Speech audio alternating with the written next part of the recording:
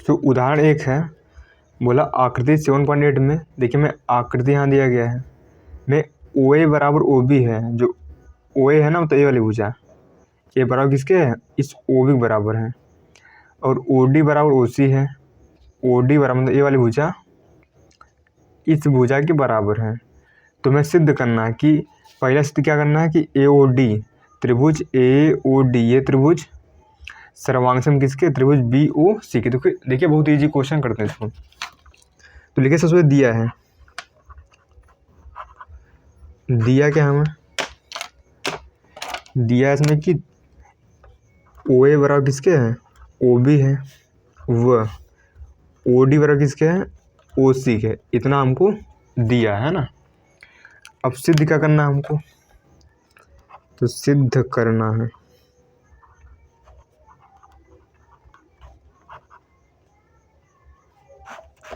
ठीक है। पहला सिद्ध करना है इसमें कि त्रिभुज ए ओ डी सर्वांगसम है किसके, त्रिभुज बी ओ सी के, है ना। और सेकंड वाले में सिद्ध करना है कि ए डी समांतर किसके है, बी सी के हैं। तो देखिए इजी है, करते हैं ठीक है। लिखते हैं यहाँ पर सिद्ध। सो कैसे करें सिद्ध, ठीक है।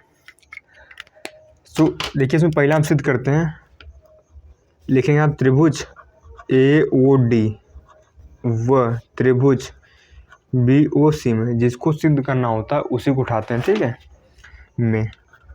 अब देखिए भैया, जब वो ए ओ डी है, ए ओ डी इसमें जो ए ओ है भैया किसके बराबर है सर, ए ओ बराबर है बी ओ के। सर कहाँ से पाए आप, ये दिया है, क्या भैया ये दिया है ना। उसी प्रकार अच्छा देखिए ये वाली भुजा इसके बराबर है सर, बिल्कुल है ठीक है। और आप ध्यान देंगे, ठीक है ध्यान से देखेंगे सर, तो यहाँ से ये वाला एंगल, ठीक है ये वाला एंगल किसके बराबर पाएगा सर, ये वाला एंगल बराबर पाएगा इसके। कारण भैया सर शीर्षाभिमुख कोण ना, क्योंकि शीर्षाभिमुख कोण क्या होते हैं, बराबर होते हैं ना। तो लिख देंगे इसको, लिख देंगे यहाँ पर एंगल, इसका क्या नाम है, इसका नाम है ए ओ डी। लिखेंगे एंगल ए ओ डी बराबर किसके सर, बी ओ सी के, एंगल बी ओ सी के। कारण है शीर्षाभिमुख कोण, क्या शीर्षाभिमुख कोण, है ना। इतना क्लियर का सर, बिल्कुल क्लियर, ठीक है। यहाँ तक शीर्षाभिमुख कोण हो गया। उसी प्रकार भैया ठीक है, जिसमें ओडी है, जिस देखिए इस में ए वाली भुजा इसके बराबर था, ये कोण इस कोण बराबर है, और ये वाली भुजा इस भुजा बराबर ना यहाँ पर, यानी यहाँ से हम कह सकते हैं यहाँ पर ओडी बराबर किसके है सर, ओडी बराबर है इस ओ सी के, है ना। ये कहाँ पर आप दिया है, क्वेश्चन में दिया था ना, दिया है।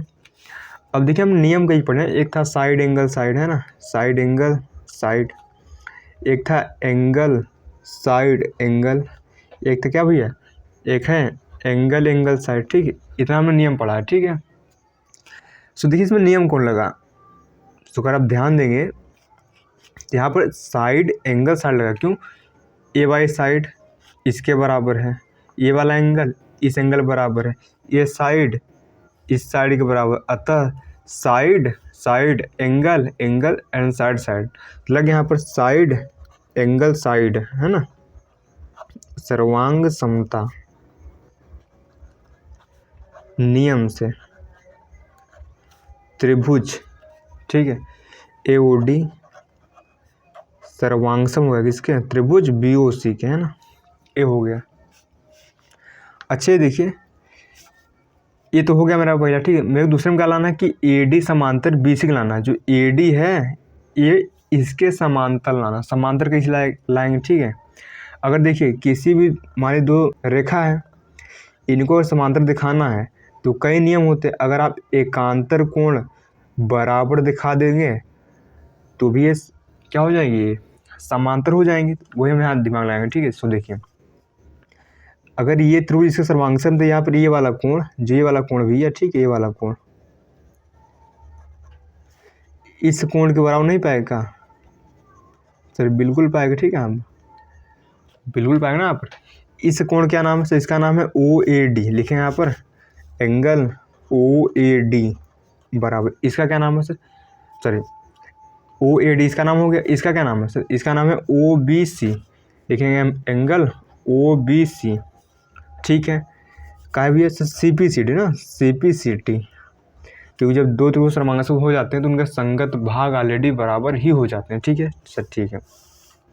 अब ध्यान दीजिए कि यहाँ बी सी और ए डी दो रेखा है, ठीक है, यहाँ पर दो रेखा है, दो रेखा खंड है ना यहाँ पर।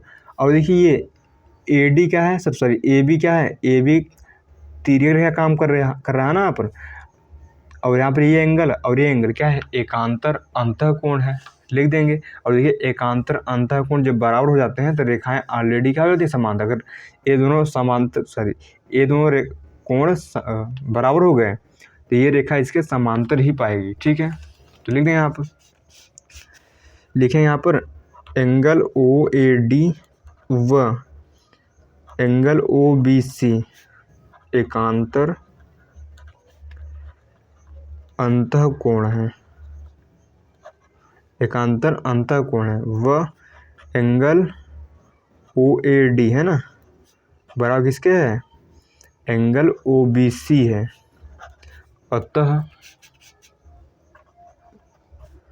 अतः जो यहाँ से ए डी होगा ना, अतः जो ए डी समांतर किसके पाएगा, बी सी के, अतः ए डी समांतर बी सी है, ठीक है। सो हो गया खत्म।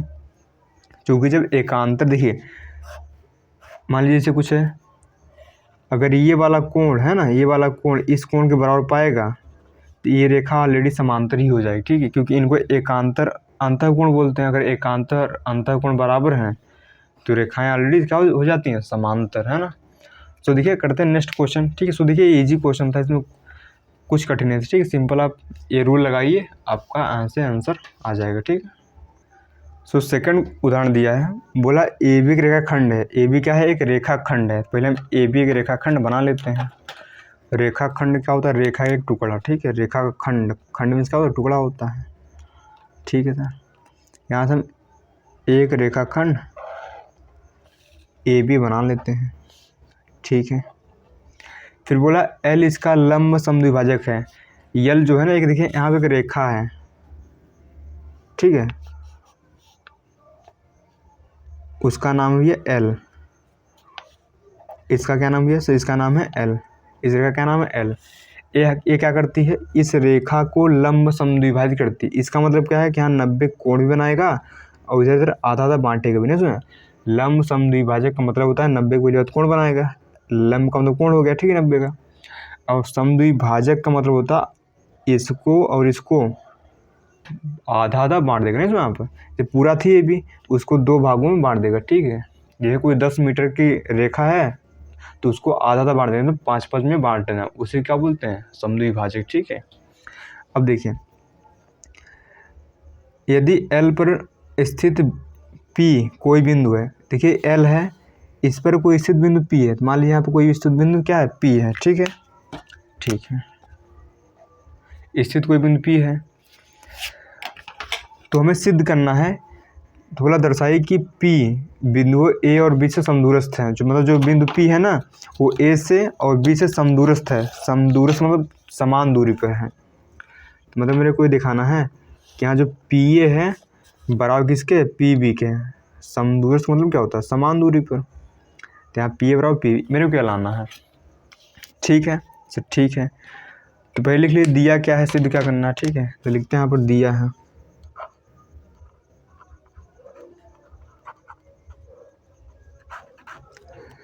दिया है हम क्या लिखेंगे आप, सो अब दिया है हम लिख सकते हैं कि जो रेखा एल है, रेखा एल, ठीक है, रेखा एल ए बी का लंब समद्विभाजक है, लंब समद्विभाजक है ना। तो देखिए सिद्ध क्या करना है हमको, यह मेरे को सिद्ध करना है।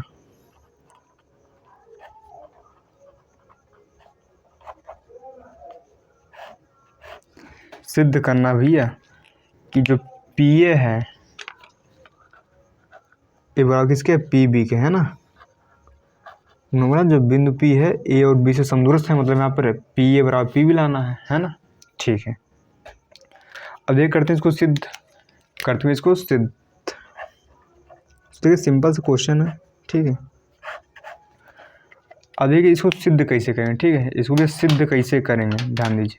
देखिए हम 2 त्रिभुज है ना, मान लीजिए इस बिंदु को कुछ नाम दे दीजिए, मान लीजिए ए बिंदु का नाम है, सी दे दीजिए या फिर ओ दे दीजिए, ठीक है। मैं इसको सी दे रहा हूँ नाम, है ना, आप कुछ भी दे सकते हैं, मैं इसको सी नाम दे दिया। एक त्रिभुजी वाला है, एक त्रिभुजी वाला है, तो लिखेंगे यहाँ पर त्रिभुज PAC, किसमें लिखेंगे यहाँ पर त्रिभुज PAC, व त्रिभुज PBC में, व त्रिभुज PBC में। इसमें क्या भैया, जो इसमें AC है ना भैया, जो AC है बराबर किसके, इसमें BC के हैं, ठीक है, BC है। ठीक, कहाँ पाया आप, लिख दिए दिया है, क्या दिया है ना, क्वेश्चन में दिया था कि जो L है AB का समद्विभाजक है ना, तो यहाँ दिया है, ऑलरेडी दिया है। इतना क्लियर है, ठीक है। और भैया देखिए यहाँ पर ये 90 है, तो ये वाला कितना पाएगा, ये भी 90 पाएगा ना अपन, क्योंकि अगर एक तरफ 90 दूसरी तरफ भी 90 पाएगा, ठीक है, रैखिक युग्म से। तो यहाँ से इस एंगल क्या नाम है, इसका नाम PCA, लिखेंगे यहाँ पर एंगल PCA बराबर, इसका क्या नाम है, इसका नाम है एंगल PCB, कारण दोनों 90 डिग्री हैं, दोनों 90 डिग्री है ना। और क्या लिखेंगे यहाँ पर, देखिए जो PC है वो बराबर किसके है, PC के, दोनों कॉमन है, उभयनिष्ठ, उभयनिष्ठ, ठीक है। देखिए नियम इसमें कौन लगा, एक था साइड एंगल साइड, है ना, एक था एंगल एंगल साइड, ठीक है, एक था साइड और क्या था एंगल साइड, ठीक, एंगल ये था ना। देखिए इसमें कौन नियम लगा, देखिए ए वाले भुजा इसके बराबर है, ए एंगल इस एंगल बराबर, ए साइड दोनों वही है यहाँ पर, यानी साइड एंगल साइड लगा, यहाँ पर क्या लगा, यहाँ पर साइड एंगल साइड, लिख देंगे यहाँ पर साइड एंगल साइड सर्वांग समता नियम से त्रिभुज PAC सर्वांग सम किसके, त्रिभुज PBC, है ना। तो यहाँ से जो PA है बराबर यहाँ से PB पाएगा, ठीक है, बाई CPCT, ठीक है। यहाँ पर हो गया सिद्ध। सो देखिए इतना सिंपल क्वेश्चन था, आई होप आपको समझ में आया होगा ना। सो देखिए करते हैं नेक्स्ट क्वेश्चन, ठीक है। सो देखिए अगला क्वेश्चन दिया है, बोला रेखाखंड AB एक अन्य रेखाखंड CD के समांतर है, जो AB है ना भैया, ये समांतर किसके है, इस CD के समांतर है, ठीक है, ठीक है सर ना। और O रेखाखंड AD का मध्य बिंदु है, जो O है ना इस AD का मध्य बिंदु है, मध्य बिंदु मतलब यहाँ पर AO बराबर किसके पाएगा, DO के, है ना। तो हमें सिद्ध करना है, पहले में सिद्ध करना है, दूसरे में सिद्ध करना है। सो देखिए सिंपल क्वेश्चन करते हैं इसको, तो लिखिए पहले दिया क्या है,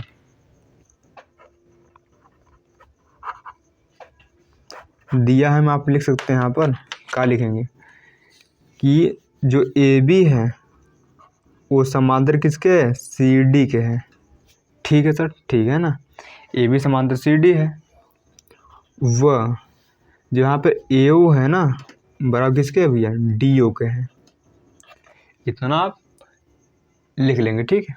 अब देखिए लिखना है सिद्ध करना है, ठीक है, लिखेंगे यहाँ पर सिद्ध करना है। हमें लाना क्या है भैया, चल लाना है फर्स्ट वाले में कि त्रिभुज AOB सर्वांगसम है त्रिभुज DOC के, है ना। सेकंड में क्या लाना है कि O रेखाखंड BC का भी मध्य बिंदु है, O रेखाखंड इस BC का भी मध्य बिंदु है। इसका मतलब क्या है, हमें लाना है कि BO बराबर भैया CO है, ये लाना है, ठीक है। इसका मतलब ये हुआ, है ना, जो O है इस BC का भी मध्य बिंदु, मतलब ये बराबर इसके पाएगा, इतना चीज में लाना है, ठीक है। तो देखिए करते हैं इसको सिद्ध, लाते भी है, ठीक है। पहला ये लाना है, लिखें यहाँ पर त्रिभुज AOB व त्रिभुज DOC में, है ना।